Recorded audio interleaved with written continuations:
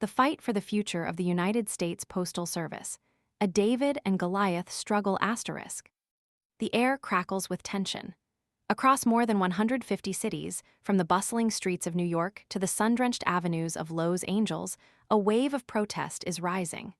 Postal workers, their families, and concerned citizens are uniting in a day of action, their voices echoing a unified plea: save the USPS.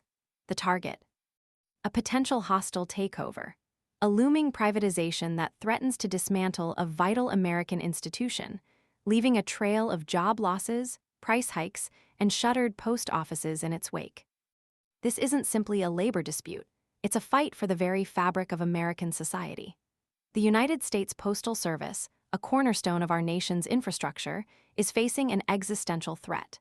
The specter of privatization, fueled by the Trump administration's actions and the ambitions of powerful private interests, hangs heavy in the air. The potential consequences are staggering, extending far beyond the immediate impact on postal workers. The Trump administration's flirtation with transferring the USPS to the Department of Commerce, effectively stripping it of its independence, has ignited a firestorm of opposition.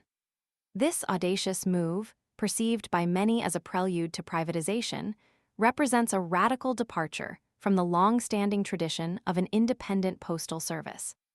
The implications are profound: a loss of public accountability, a potential for political interference, and the erosion of a service that has served as a vital link connecting communities across the nation for over 2 centuries. The whispers of privatization have intensified, fueled by the very public pronouncements of Donald Trump himself. His statements, expressing openness to privatizing the USPS, have sent shockwaves through the postal community and sparked widespread alarm. This isn't a mere political posturing.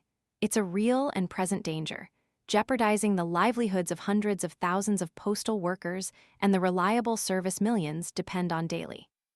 The actions unfolding in cities across the country: Atlanta, Buffalo, Cincinnati, Dallas, Denver, Detroit, Los Angeles, Minneapolis, Nashville, New York, Orlando, Philadelphia, Seattle, and Washington, D.C., are not isolated incidents.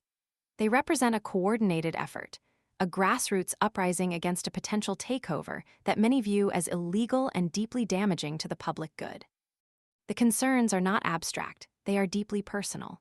Ruth Rhodes, involved in the protest in Redding, California, articulated the fear felt by many. They are threatening your services here locally. They want to shut down the smaller post offices.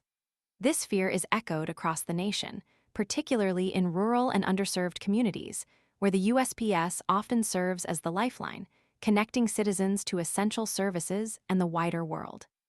Adding fuel to the fire is the controversial partnership between the USPS and Elon Musk's so-called Department of Government Efficiency, Doge, a name derived from a memecoin. This seemingly incongruous alliance, allowing Musk's entity to search for further efficiencies, while the USPS simultaneously plans to cut 10,000 jobs through a voluntary retirement program, raises serious questions. Musk's previously stated support for privatizing the USPS only deepens the anxieties. The looming shadow of Louis DeJoy, the former Postmaster General, appointed by President Trump, further fuels the anxieties. DeJoy's controversial 10-year austerity plan, characterized by significant consolidation efforts and service disruptions, has drawn intense criticism. While his recent resignation offers a glimmer of hope, the damage inflicted and the lingering uncertainty continue to cast a pall over the future of the USPS. The stakes are exceptionally high. The potential consequences of privatization, decreased service quality, inflated prices, job losses on a massive scale, and a significant blow to the American economy are alarming. The USPS is not simply a business, it's a public service, a vital component of our national infrastructure, indispensable to the functioning of our democracy and the daily lives of millions of Americans. It connects businesses, communities, and families across the country, fostering communication, commerce, and social cohesion. This is not just a fight for postal workers. It's a fight for the preservation of a vital public service, a fight for fair wages, for job security, and for the future of the American way of life. The protests happening across the nation are a powerful testament to the dedication and resolve of those who believe in the importance of protecting the USPS. This isn't about preserving a legacy. It's about securing a future where affordable, reliable postal services remain accessible to all Americans, regardless of their zip code or socioeconomic status. The fight for the future of the USPS is a fight worth fighting. The silence of inaction would be deafening. The voice of the people, demanding the preservation of this vital public service, must not be ignored. The time for action is now.